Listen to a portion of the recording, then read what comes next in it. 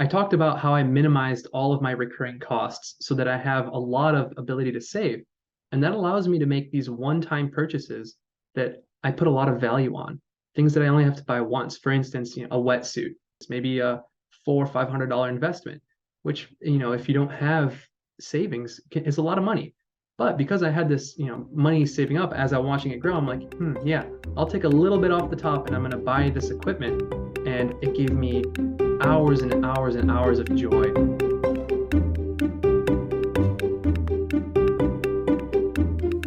Welcome to the Personal Finance for PhDs podcast, a higher education in personal finance. I'm your host, Dr. Emily Roberts, a financial educator specializing in early career PhDs and founder of Personal Finance for PhDs. This podcast is for PhDs and PhDs-to-be who want to explore the hidden curriculum of finances to learn the best practices for money management, career advancement, and advocacy for yourself and others. This is Season 14, Episode 9, and today my guest is Michael Spano, who at the time of this interview was a fifth-year PhD student in chemistry at the University of California, Irvine. After seeing his stipend offer from UCI and securing university-subsidized housing, Michael resolved to save and invest as much money as he possibly could throughout grad school. Michael shares his financial philosophy of keeping recurring expenses low, splurging only on high-value experiences, and finding joy and fulfillment in inexpensive activities. Over the course of graduate school, Michael saved up approximately $60,000 in cash, which he has spent. Listen through to the end of the episode to find out on what. His post-graduation plans include a year-long sabbatical and pursuing financial independence. I have a personal update for you all today. The last 6 months or so have been pretty hard for me and my family. Starting last fall, my husband and I had some extra caregiving duties for one of our parents pop up. And the conclusion of that journey a couple of months ago was the death of that parent. So it's been a very trying season. Of course, managing all of our regular life, plus these extra caregiving responsibilities. Plus it was tax season, which is like the busiest time of year for me. And then of course, grieving and the funeral and all these associated things. So it's been a lot. And I just wanted to say thank you to you all, to everyone who has supported my business in any large or small ways through this period. I'm especially appreciative. I could not do any marketing for my tax return workshops outside of like this podcast and my own mailing list because I didn't have the time and energy for it. So I super appreciate all of you who recommended that workshop, whether that was to an individual or to a potential sponsor at your university. It really helped me get through this season without a huge hit to the business revenue and so forth. And I also want to say, thank you for your patience with me. Some of you may have emailed me during this time and I may not have gotten back to you or gotten back to you weeks or months later. And I'm really sorry about that. It had to happen. And one more very special thank you needs to go to my team who works with me behind the scenes on the podcast and on other aspects of my business. Jill, Lourdes, and Miriam, I appreciate you so much. It is really, really all to their credit that things have been happening in the business, that your emails have been getting the answer, that podcast episodes have been coming out, that transcripts are getting done, all of those sorts of things, especially over the last few months. Literally, the business would have ground to a halt without you. So thank you. Now that we're near the beginning of May, I have turned my thoughts to summer vacation. I'm looking forward to a change of pace and hopefully some rest and recuperation over this summer. My kids are out of school from about early June to like late August, and we have a couple of vacations planned. I'm going to a couple of conferences as Personal Finance for PhDs. My kids are enrolled in fun summer camps. I'm just really looking forward to a change of pace for the summer. One exciting thing about the podcast is that we'll be doing something different with episodes over the summer, and I really want you to contribute. So please keep listening to this episode to find out how you can be part of the special set of episodes we're doing over the summer.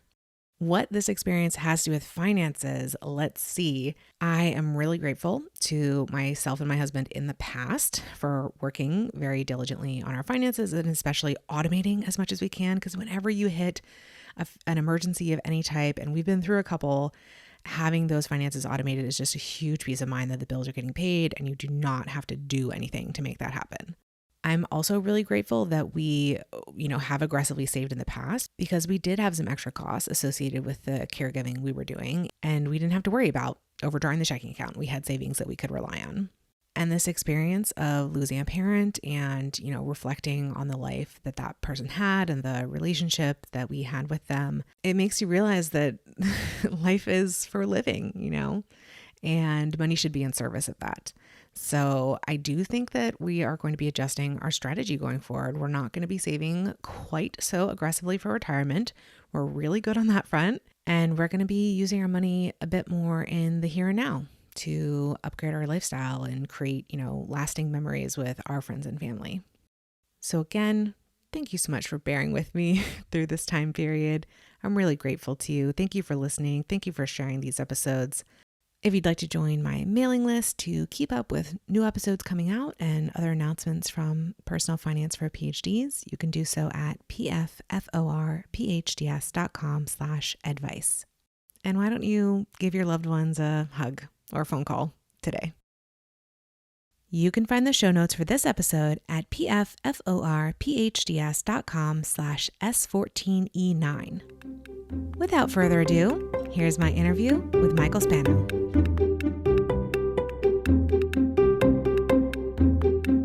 I am delighted to have joining me on the podcast today, Michael Spano. He's a fifth-year PhD student at UC Irvine in chemistry, and he was actually recommended by past guest Sam McDonald from season 8, episode 3. So, Michael, thank you so much for volunteering to come on the podcast, and will you please introduce yourself a little bit further to the audience? Yeah, sure. Thank you for the warm welcome, Emily. I'm really happy to be here and talk about my story. Sam and I are domestic partners, so we share a lot of things in common. A little bit about my background. I'm actually a dual citizen with Brazil. I spent half of my life in Brazil. I had all of my primary education there, so middle school, high school, and college. And then I got lucky in college to have a Science Without Borders fellowship, so I came to North Carolina and I got exposed to what like a science lab was in the United States, and I was hooked. So I knew I had to do my PhD here. So ever since then, I've been working to get back to the United States. And here I am doing my PhD at UC Irvine in chemistry. And I'm, stoked. So I understand that when you started your PhD, well, tell us what your stipend was and tell us how that struck you having, recently, or let's say for college, you were in Brazil. And so obviously there's currency and cost of living differences there. So like, what were you thinking about that stipend when you first saw that offer letter? Yeah, absolutely. Right. So the stipend was right around $30,000. And that was an enormous amount of money. Like you said, having been coming straight from Brazil, that was more money than any of my professors made at university in Brazil. So it struck me as like an opportunity. Like if I play my cards right and I'm frugal about living, I could save a ton of money and be really well off. And mind you, if you go to a federal university in Brazil, it's free. So I didn't have any debts from college. And I was going into a PhD where not only was I not accruing debt, they were paying me. So I could actually build net worth if I played my cards right. So $30,000 a year was the largest amount of money I had ever seen at the time. And I think we can agree I kind of played my cards well and built something for myself. Yes, that will be revealed through the course of the episode. I know where the exciting conclusion is here, but the listeners don't yet. But okay, I mean, you see the number $30,000 per year. I understand how that could strike you, but we also are talking about Southern California, which is incredibly expensive. So I don't know if you had like the context for that at that time. Like when you lived in the US before, was it also in high cost of living area, or like how did you, before you actually got on the ground in Irvine, did you have a concept of how much your basic living expenses would, account for as part of that stipend? That's a fantastic question because no, I didn't. I had no idea. You always hear like, California is super expensive. So kind of to back up, I applied only to 3 grad schools because it costs money to apply. And, at the time I didn't have it. So I applied to 3 schools, got into 2 of them, Chapel Hill and UCI. And UCI had this really cool deal where they guaranteed you student housing if you signed up for it in your first year. Uh, and it's common in graduate programs, at least in chemistry, for them to fly you out to see the school and you get to meet the faculty and everything. So on that trip, I took a quick look at all the facilities. I was like, great, yeah, everything checks out. It's a top-notch school. Let me go to Aldi's and buy, enough groceries for a week. Let me see what that costs. Let me go fill up the rental car that I have. Let me see what it costs to actually live here. And I talked a lot with the students about housing, and I saw that the rent varied a lot. The cheapest housing units at UCI were around $550 a month, which is like fantastic. And some of the more expensive ones were around 1,500. So that's a difference of $1,000 every month. That's 12 grand a year. That's $60,000 difference over the course of your PhD. So it was essential that I got one of those cheaper units. And because I got accepted into two programs, I was willing to walk away from UCI and go to Chapel Hill because the cost of living there is much cheaper if I didn't get that housing assignment. Yeah, did that answer your question? Yes, it did. So I think if there are any prospective graduate students listening to this, we've gotten some lessons there already from just what you said was going on during this admission season of you actually having the opportunity to be on the ground at the university. You were checking out what are the costs that you can observe, what are the costs that you can speak with other graduate students about. And like you said, housing is number one, the most key expense to identify and make sure that it's going to be able to fit within your budget. So it sounds like this was a point of negotiation with your program that you said, I must have these guaranteed housing spot or else I have to decline the admission. Is that correct?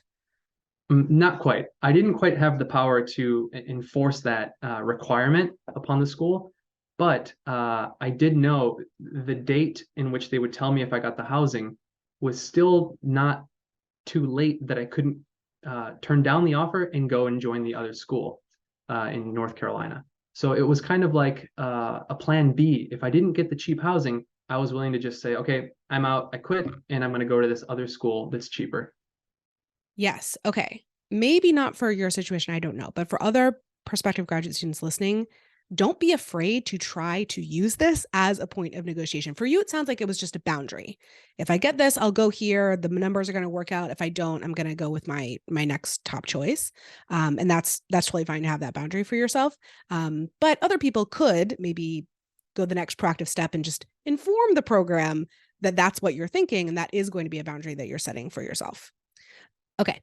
So you have your $30,000 per year stipend. You have your guaranteed lowest cost housing. You mentioned $550 per month. Is that what this has been during your graduate career, or has that changed? Yeah, it's been that, and it's gone up $15 every year. So I'm still in the range of like 600 something per month. Yeah. Okay. Amazing. So you spoke earlier about, being impressed by the amount of money, and that you were interested in saving as much as you could of that stipend. Can you say anything more about what motivated you to think in that direction? Because it's definitely not a typical goal for a graduate student. Yeah. I think I just realized at some point, like this money is freedom down the road, right? Like we exchange our life for money to do things we want. And if you're not born into wealth, all you have to work with is your salary, right? If you don't get an inheritance of, $500,000, $1 million, all you got to work with is either you come up with a really good idea, you start a business, you get rich, or you work with what you have. So that was basically me realizing like, hey, this is a really good opportunity. I'm going to work with what I have. I did the math, and as we're going to get into shortly, making some really severe like austerity measures, you can save a lot of money during grad school. It's guaranteed income for 5 years. And if you play your cards right, you can save it. So I think that's where my head was at. I realized I wasn't born into like a lot of wealth or anything. And this was what I had to work with. So this was my shot. I was going to take it and work with it. So interesting again, and so unusual. I think I did something similar when I was in graduate school, though not to the same extreme as you in terms of the mindset that you had. My mindset was more like, I'm an adult and I need to do adulty things with my money, even though I am also a graduate student. And so that involved like saving 10%. So I'm not thinking like, oh, I want to save every single dollar I possibly could, but like having a savings rate of some kind is something that, I wanted to do. And so we had similar thought process, but you've taken it a little bit further than I did at that time. So let's talk about the budget that you've had during graduate school, and later on we'll discuss the what you've decided to put those savings towards. But in terms of living expenses, what have those been aside from the rent, which we've discussed? Yeah. So my philosophy on living expenses was to really take a hard look at everything that I was spending money on and asking, is this absolutely necessary? Do I really need this recurring cost? And I'll be clear, I'm trying to minimize all of my recurring costs like rent, like insurances, like cell phone bills, all these things that you have no choice. They get billed to you every month and you have to pay them, right? If you minimize those and you can save a lot of money, then you can choose to buy things when you want them, right? Like one-time payments for an object that will bring you lots of joy, in my mind, was better than subscribing to things over and over and then wasting my salary, because that, like I said, that was my only leverage, is building up that savings.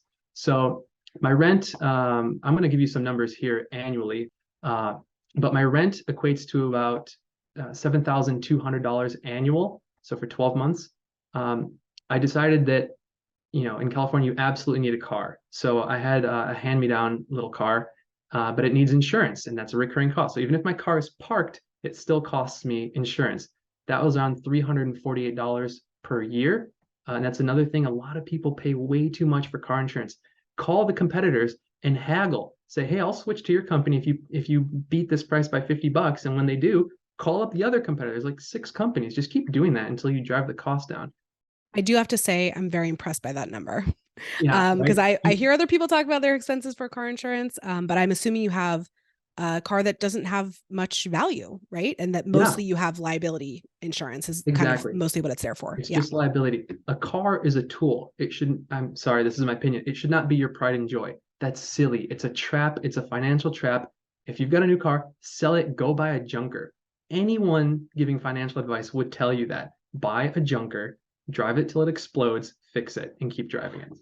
So here we are. Rent 7,200, car insurance $348 a year. My cell phone bill, I prepaid a whole year with Mint Mobile. They were doing this promotional, $109 for the whole year, and that's for a 4 GB plan, unlimited talk and text. The car needs a smog check in California. It's $36 every year. Can't get around that. It also needs to be registered, $128 a year. So right there, those are like my basics: living and transportation. Mind you, I don't have to put fuel in my car, so that's not non-discretionary. That's definitely discretionary. And then one thing that I put in my budget that I was not going to skip on was maximizing my Roth IRA.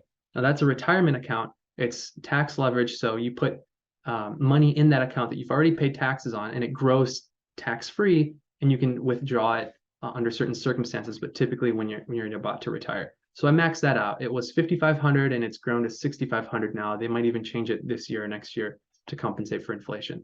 So when you add all those up, my non-discretionary spending, things I have no choice to pay, it's $14,321 per year as the criteria there. So my gross income is 30,000. You subtract those two, and I now have a discretionary spending of $15,679. So now, what do I choose to spend my money on? How am I going to live my life, live a fulfilled life, travel, see the world, be happy on 15,679? Well, one, I buy California State Park Pass. So that's $200 a year, and that gives me free parking to any of the state parks. So I live 6 miles from a beach, and that's my go-to place. That's my happy spot. I also bought some well, I'll talk about that later. But groceries is a big one. I've got this supermarket called Wholesome Choice. I mostly eat vegetables, really healthy food. It's $35 a week. So that equates to 1,680 a year. I choose to have beer. I like my beer money. So, having 2 or 3 beers a week, that's, at the grocery store. So that's $6 a week. That equates to $288 a year. Gasoline, let's say $60 a month to go travel, see things. That really opens up your horizons. That's $720 a year. And then finally, the National Parks Pass, which is $100 a year. And that, just opens your world, right? And in California, we have so many national parks. That was, hands down worth it, $100 a year. So now add up my discretionary spending, that's $2,983. Subtract that from my discretionary spending, and I'm left with what is my saving ability. So I'm able to save $12,696 every year if I stick to this, or roughly these numbers. So that's about $1,000 a month. So multiply that for 12 months over the course of a PhD, 5 years, that's $63,400, $63,480. That's not accounting for if this money is in a savings account or invested in the stock market, growing with the market. It's actually more than that. It turns out to be like 75,000 over that 5-year span. So that was the math I did. If I can be happy putting gas in my car, going seeing national parks, doing natural things, I don't have to spend money on movie tickets or these other things or buying clothes or whatever, right? Whatever brings people happiness. Mine was cheap, quality, good happiness. And I've lived a very fulfilling life. That does bring me back to kind of a note or a point or a question that I wanted to make regarding what you said earlier about, not getting trapped into like high rent or like high transportation costs, as in terms of what you're calling your recurring expenses, the expenses that have to go out the door every single month. It sounds to me like you do not value those things. So you are going to spend as little as you possibly can. And thankfully, UCI has given you a good deal on housing and so forth. So it's not like you have to go to market rent and everything like that and compete in Irvine for that. But I just wanted to point out that other people can have a different opinion about this. The listeners, for example, might not want to follow your example of spending the absolute minimum possible amount of money on things like housing or transportation. And that's okay. It's just that you have determined, what I think is really fantastic about this story is that you have been very clear about what is important to you and what is not, and minimizing the spending on what is not important to you. You've been very intentional about that. And I fully agree with advocate for that strategy of decide what's important, decide what's not, spend as little as you can on what's not important, so that, like you're doing, you can free up money to spend on the things that are really adding value to your life. Like you mentioned, the national parks pass and the state parks parking and all that sort of thing, the gas to get to these, wonderful, natural, beautiful places. You've decided that's what you value. Now you're, I don't know if lucky is the right word, but in your worldview, it happens to be that those things are not that expensive, right? In the grand scheme of things. So adding a lot of value to your life for just a little bit more spending has really increased your quality of life dramatically. Yeah, I think you nailed it. That's a great summary of my perspective on this. Emily here for a brief interlude. We're doing something special for season 15 of this podcast, and as a loyal listener, I know you're going to want to be involved. Season 15 will be a chance to share your financial experiences, even if you don't want to give a full episode interview or want to remain anonymous. We're going to publish compilation episodes around certain themes, and each episode will feature at least a half dozen different contributors. The contributions can be audio clips or written text that I will read aloud for the episode. If you are interested in contributing, check out pfforphds.com/season15. That's the digits 15. On that page, you'll find a list of the proposed themes and how many volunteers I've identified for each episode. Your next step is to email me at emily@pfforphds.com to let me know which episode you'd like to contribute to, or if you have another idea for the list.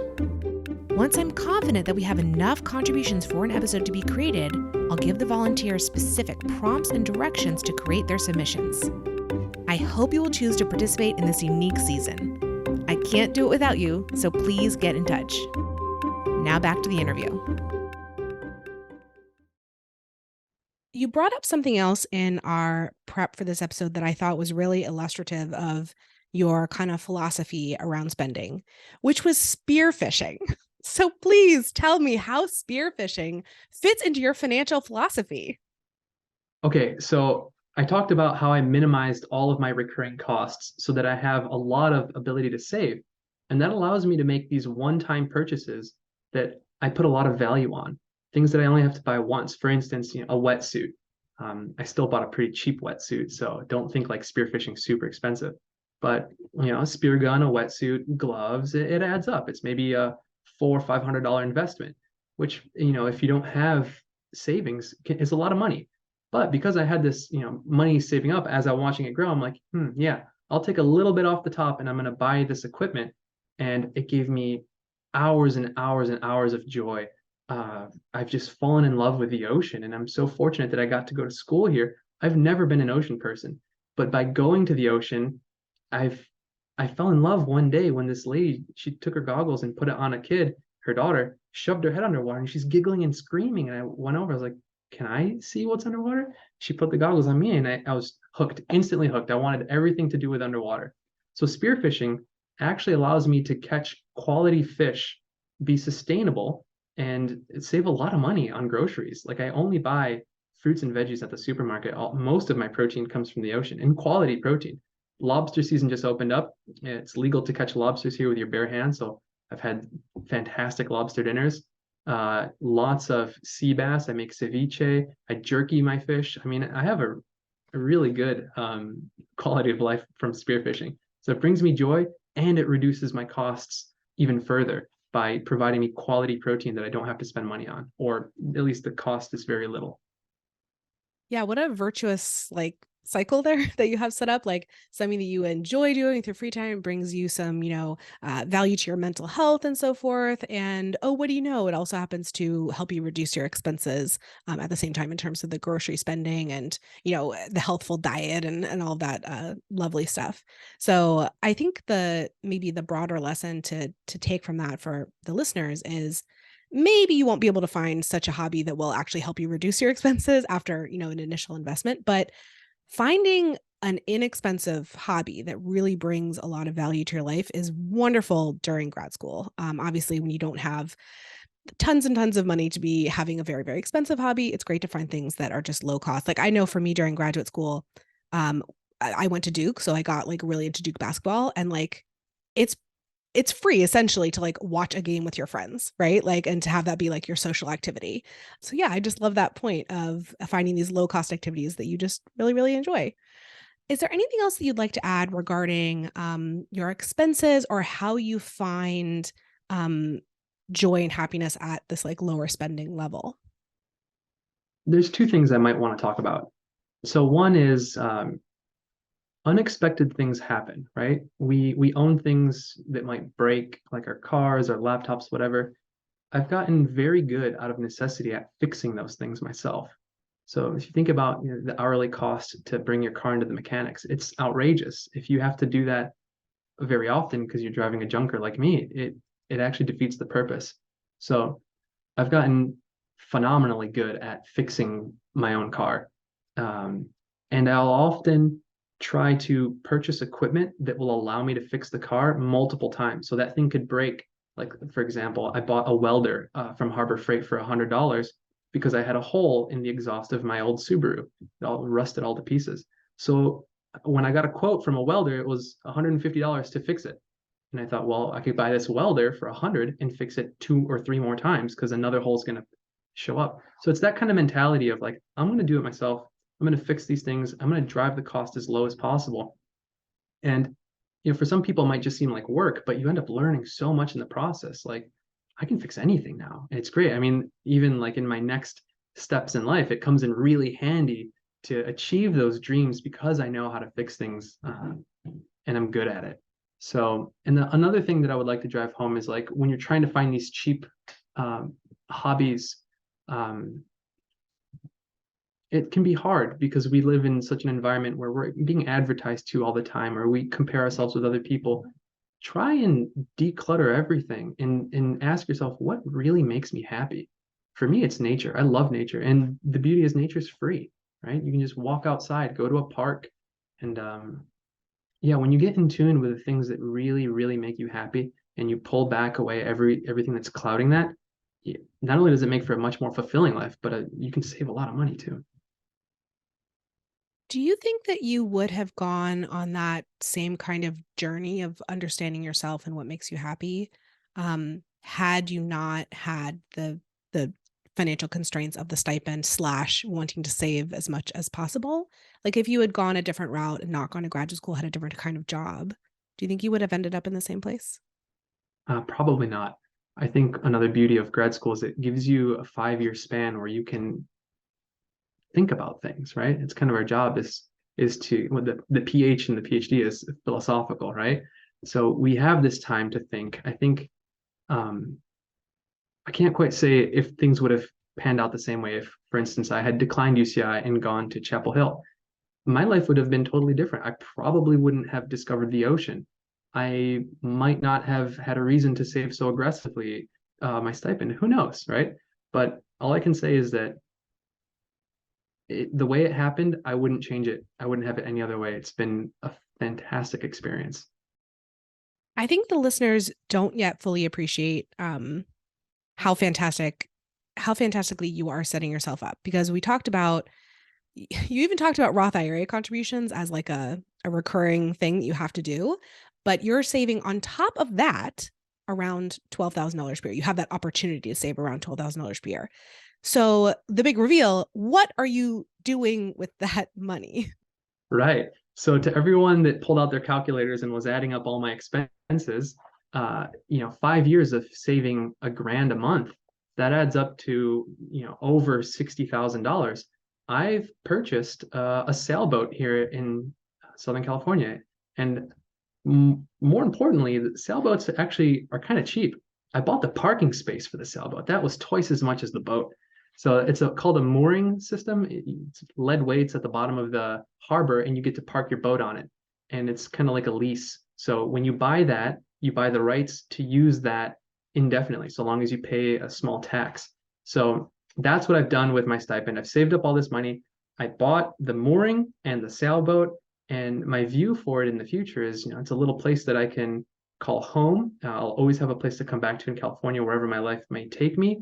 And you can actually live on them for very cheap. Some people have all the amenities of a house on a boat, and then you completely skip rent. So in a future where perhaps I get a job somewhere here in Southern California, I have a place where I could live virtually for free.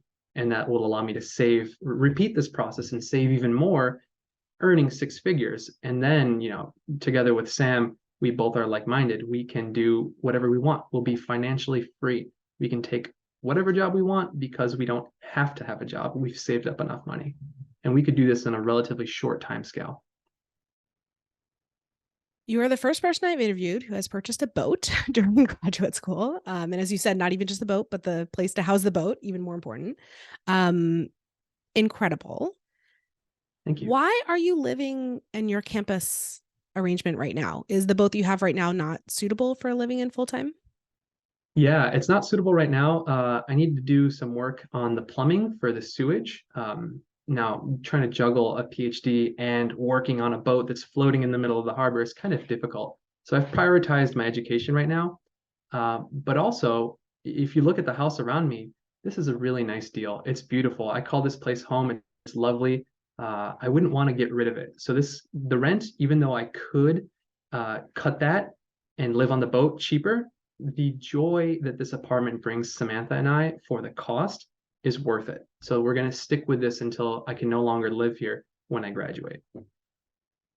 And so I see how now, the skills that you mentioned developing from working on your car, I'm assuming some of those, or at least the same learning mindset, is translating to being able to fix up the boat and maintain the boat and so forth. So like you found a new way to apply the skills that you were trying out and practicing on maybe a lower stakes endeavor with the car. Yeah, absolutely. Anyone that knows someone that owns a boat, they are financial nightmares, unless you do the work yourself, in which case they're a time commitment.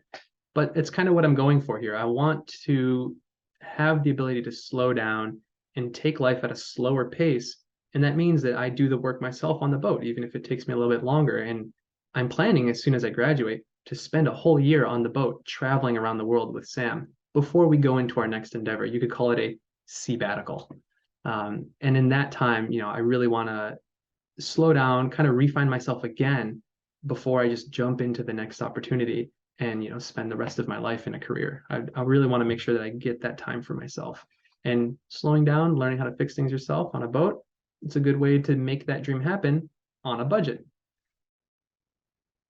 I am so amazed by this idea of doing the sabbatical after you finish. Now you're a fifth year, so this is in the relatively near future, right? Can you tell me what the plans are for finishing up your PhD, for doing the sabbatical, for what you'll do after that for your next job? Yeah, absolutely. So I'm right in between opportunities here. I'm trying to finish up my thesis work and get that published and submit my thesis and defend. I'm trying to do that in the next, let's see, we're in November. I'm trying to do that in the next 3 months and then be graduated sometime in January.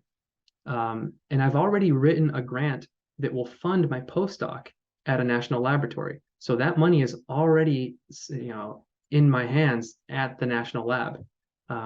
So I've got a guaranteed postdoc after the sabbatical. So the idea is graduate, take the boat down to Baja, explore Baja, California, cross the Pacific either to Hawaii or straight to French Polynesia.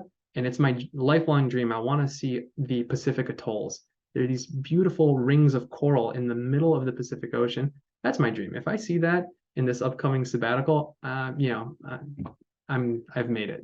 Anything else can come, and I'll happily go and join a national lab and do work there and produce science.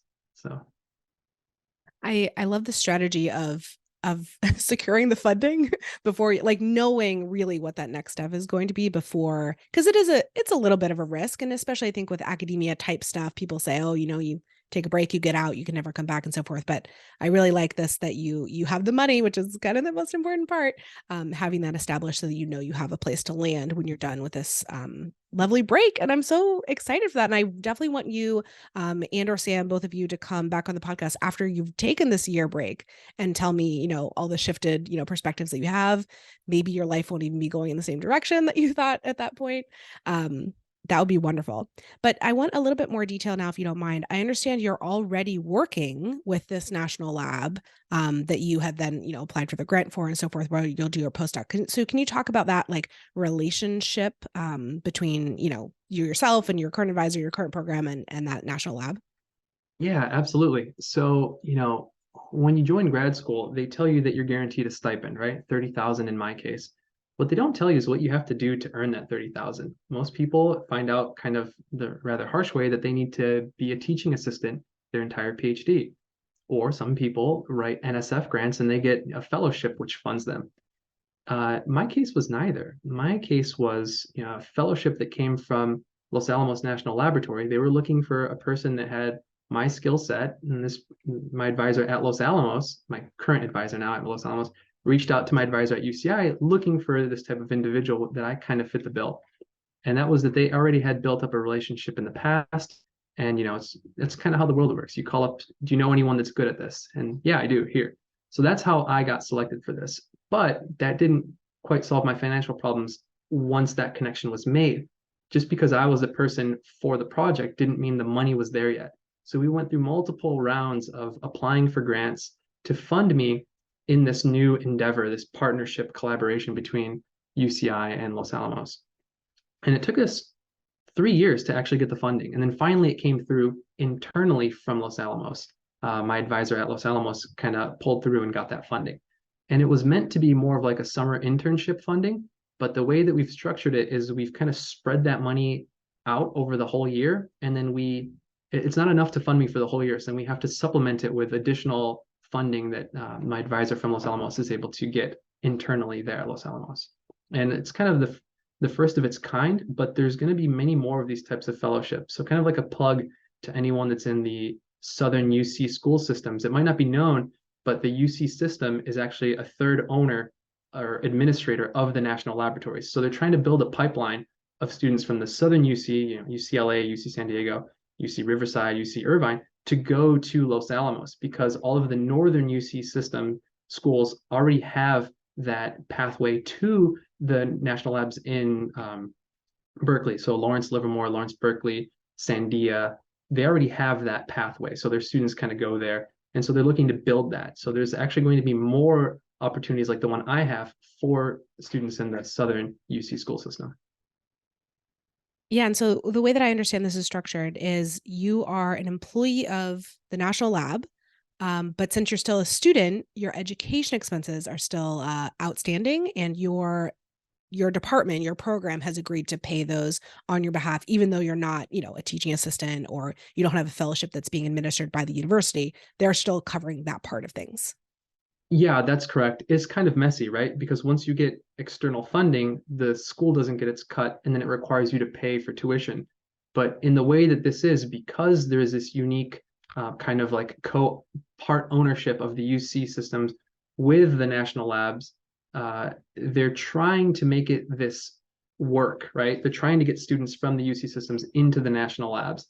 And so, some kind of conversation had to occur between Los Alamos National Lab and my department, where my department agreed to pick up my tuition costs. I'm so glad we got that into the interview, because it's a structure that I had not heard before. So it's really just interesting and good to hear that there are creative solutions to how graduate students can be funded in various ways. And thanks for letting the other UC students know about this upcoming pipeline. Surprise second to last question, Michael. There are some ways that you've been answering questions in this interview that indicate to me that you might be part of the financial independence movement. Is that the case? I mean, that's the dream. Yeah. FIRE, right? Financial independence, retire early. And I think it's funny because a lot of people have a negative connotation with the word retire, but it's focused more on the financial independence, right? If you have saved enough money, built enough wealth, created passive income streams to the point where you don't have to take a job, it means you can work on whatever you dream, whatever you wish. And because we're humans, we're always evolving. What we picked to do in school might not be the thing we want to do for the rest of our lives. So having that ability to say no to that job, say no to maybe perhaps corporate America or something, and say yes to entrepreneurship or whatever floats your boat, right? That's the beauty. So that's what Samantha and I are both trying to achieve together, is that financial independence so that we can dedicate our lives to whatever we want, whatever we think has value, not necessarily the big corporate, pharma company or this or that, whatever pays the bills. Do you see this pursuit of financial independence as enabling you to continue to do science in the way that you want to, or are you thinking of it as a way of stepping away from that vocation entirely when it might, please you to do so? Both. Yeah, science to do science, it's a very costly endeavor. And it's really funny the way that we structure, professorships. You get paid to teach. You don't really get paid to do the science. You need to get that grant money kind of independently from your position as a professor. So it's kind of like they hire you for one thing, but expect you to do the other. If you have the financial independence, you can do whatever you want. You can do research. Maybe you go and pursue opportunities in science that you wouldn't have thought of otherwise, like perhaps joining an Antarctic exploration boat or something like that, right? It means you have the flexibility to pursue what you want. That might be continue in science, that might be doing something entrepreneurial.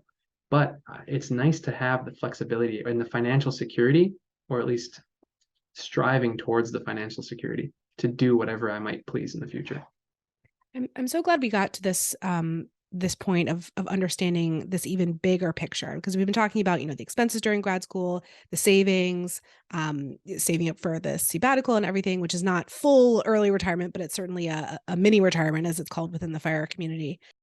I'm glad to see that this is a vision that you see playing out over your entire lifetime, not something you're doing, temporarily just during grad school, just for whatever reasons. It's you're going to be sort of fluidly moving in and out of different employment opportunities, and maybe some other sabbaticals or mini retirements, and maybe other, unusual work arrangements and so forth, because you've already started to build up this financial capital. Even though you're not fully FI at this point, you have enough financial wherewithal to have a lot of control over how you spend your time and everything. And so I'm just so pleased that we can see how, that started with the seed of an idea at the beginning of graduate school, and how it's going to be blossoming over the coming years and over the coming decades.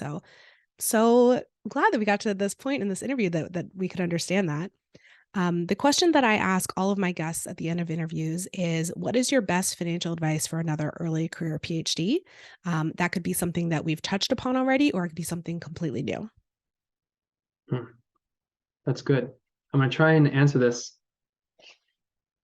as best I can, because as we've established, I'm kind of an exception to this, right? So my advice might be a little bit extreme for others, but I would advise to those whoever may resonate with my story, minimize your recurring costs.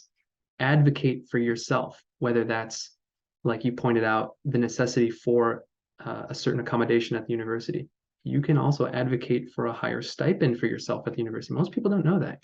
So minimize recurring costs, advocate for yourself. Those are my two big ones. I love that. That's sort of how I see my, even business going forward, of like advocacy and also doing really well with what you have, such as by minimizing those not important to you recurring expenses. And Michael, where can people find you if they want to reach out? Yeah, so if you want to follow me, my sailing adventures are all published on YouTube under my channel Sailing Ambrosia. So if you want to, unplug and unwind, you can follow me there on YouTube. Michael, this has been such a fascinating interview. I'm so glad that Sam recommended you. And thank you so much for taking the time to give it. It's been my pleasure. I really hope that someone out there resonates with this story, and perhaps I've enlightened someone to follow in my footsteps.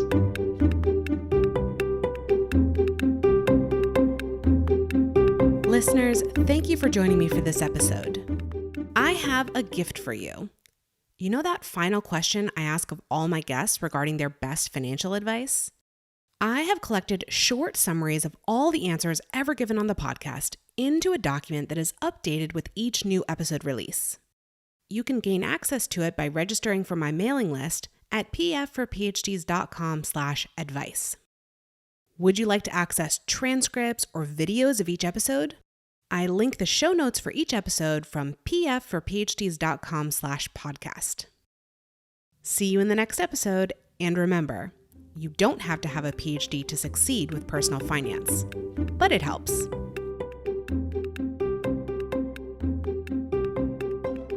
The music is Stages of Awakening by Poddington Bear from the Free Music Archive and is shared under CC by NC. Podcast editing by Lourdes Bobbio and show notes creation by Miriam Ock.